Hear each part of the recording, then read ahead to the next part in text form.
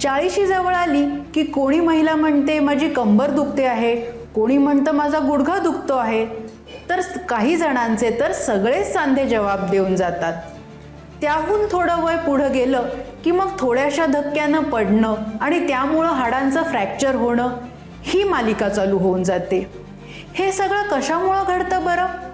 तर आकडेवारीच लक्षात घ्यायची झाली तर भारतीय महिलांमध्ये केवळ वयाच्या 50 पर्यंत पोहोचेपर्यंतच सुमारे 20% महिलांना सांधेदुखी, हाडांचा ठिसूळपणा आणि ऑस्टिओपोरोसिस याला सामोरं जावं लागतं. आणि म्हणूनच आज आपल्यामध्ये सांधेदुखी आणि ऑस्टिओपोरोसिस या महत्त्वाच्या विषयावर चर्चा करण्यासाठी उपस्थित आहेत श्री गुरुजी रुग्णालयाचे पूर्ण वेळ अस्थिरोग तज्ज्ञ म्हणजेच ऑर्थोपेडिक सर्जन डॉक्टर गौरव काळे. नमस्कार सर. धन्यवाद. आपण आपल्या प्रश्नोत्तरांना सुरुवात करूया.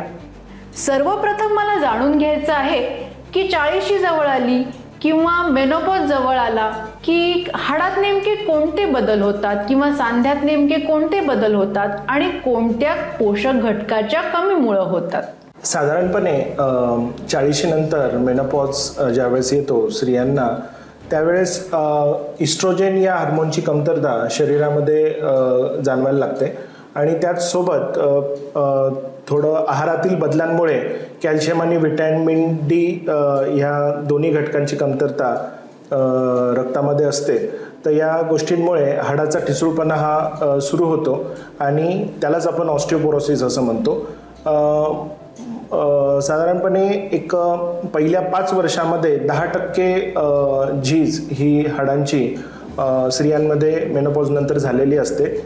तर ह्या सगळ्या गोष्टींमध्ये आहारातील कॅल्शियम आणि व्हिटॅमिन डीची कमतरता आणि हार्मोनल चेंजेस याचा महत्त्वाचा भाग आहे. तर सरांनी सांगितल्याप्रमाणे सांध्यातलं सायनोव्हियल फ्लुइड कमी झालं किंवा जर कॅल्शियम आहारातलं कमी झाल्यामुळं हाडातील त्याची घनता कमी झाली तर ऑस्टिओपोरोसिस होतो. आता मला असं विचारायचं आहे सर की कोणती प्राथमिक लक्षणं आहेत की ज्यांच्याकडे दुर्लक्ष न करता प्रत्येक स्त्रीनं अस्थिरोग तज्ज्ञाचा सल्ला घ्यायला यायलाच हवं? मेनोपॉज नंतर एक कंबरदुखी, गुडघेदुखी, एकंदर शरीरात अशक्तपणा जाणवणं, सतत थकल्यासारखं वाटणं आणि कदाचित ऑस्टिओपोरोसिसमुळे एखाद्या शरीराच्या भागामध्ये जर हेअरलाईन फ्रॅक्चर असेल, स्ट्रेस फ्रॅक्चर असेल तर सतत तो भाग दुखणं, असं कॉमनली लक्षणं हे जाणवतात आणि अशा वेळेस त्वरित ऑर्थोपेडिक सर्जनशी संपर्क साधणं हे महत्त्वाचं ठरतं. तर ही माहिती तर आपल्याला मिळाली, आता हे सगळेजण लक्षातही ठेवतील.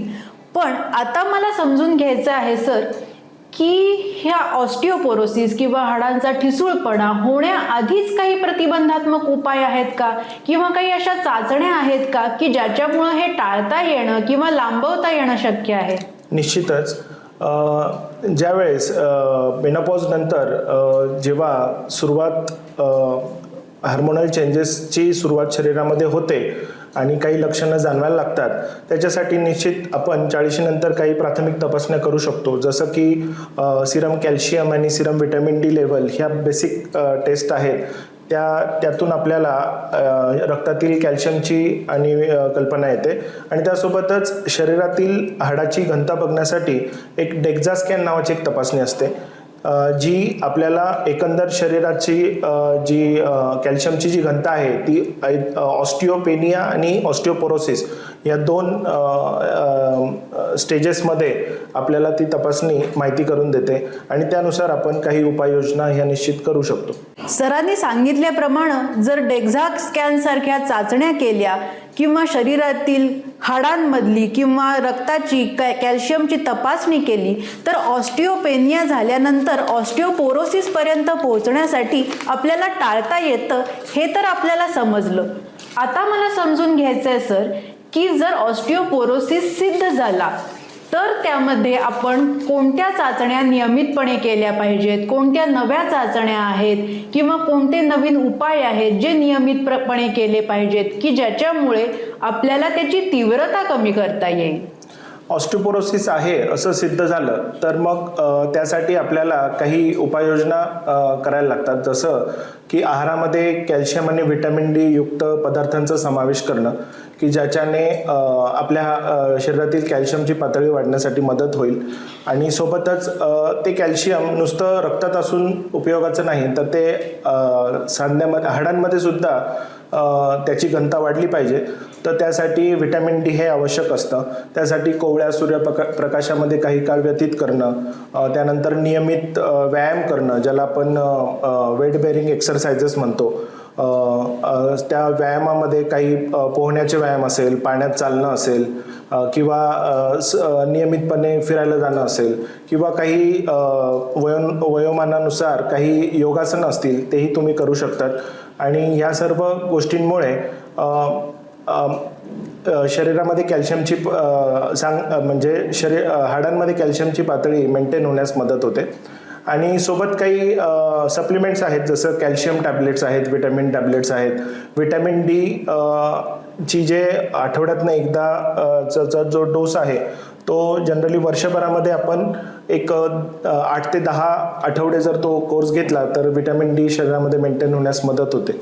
आणि आपण त्यासोबतच काही इंजेक्शन्ससुद्धा आता अवेलेबल आहेत, जसं बिस्फॉस्फोनेट्स आहेत किंवा इंजेक्शन टेरापॅराटाइड आहेत. हे इंजेक्शन इन्सुलिनप्रमाणे पोटावर घेण्याचे इंजेक्शन्स आहेत, की जे शरीरामध्ये कॅल्शियम वाढवण्यासाठी मदत करतात. तर सरांनी सांगितल्याप्रमाणे कॅल्शियम सप्लिमेंट्स, नियमित आहार आणि व्यायाम, त्याचप्रमाणे संतुलित आहार आणि काही नवीन उपाय जसे डेक्झा स्कॅन, काही बिस्फॉस्फोनेटची इंजेक्शन्स, या सगळ्यामुळं ऑस्टिओपोरोसिसला त्याची तीव्रता कमी करण्यासाठी आपल्याला मदत होते. मला शेवटचा प्रश्न सरांना हा विचारायचा आहे की एकूणच सांधेदुखी आणि ऑस्टिओपोरोसिस या संदर्भात आपण आपल्या या मेनोपॉजच्या वयोगटातल्या महिलांना काय सल्ला देऊ इच्छित? मी एवढं सांगू इच्छित आहे की ऑस्टिओपोरोसिस हा एक मेनोपॉज नंतर सर्वच स्त्रियांना प्रभावित करणारा एक आजार आहे. आणि ते एक मेटाबॉलिक डिसऑर्डर आहे. आणि त्याविषयी घाबरून न जाता आपण जर योग्य आहार, कॅल्शियम आणि व्हिटॅमिन डी युक्त आहार आणि नियमित व्यायाम केला आणि काही काळजी घेतल्या तर आपण निश्चितच त्यापासून आपण बचाव करू शकतो आणि आपल्या शरीरात हाडांची जी घनता आहे, कॅल्शियमची जी घनता आहे हाडामध्ये, ती चांगली ठेवू शकतो. धन्यवाद.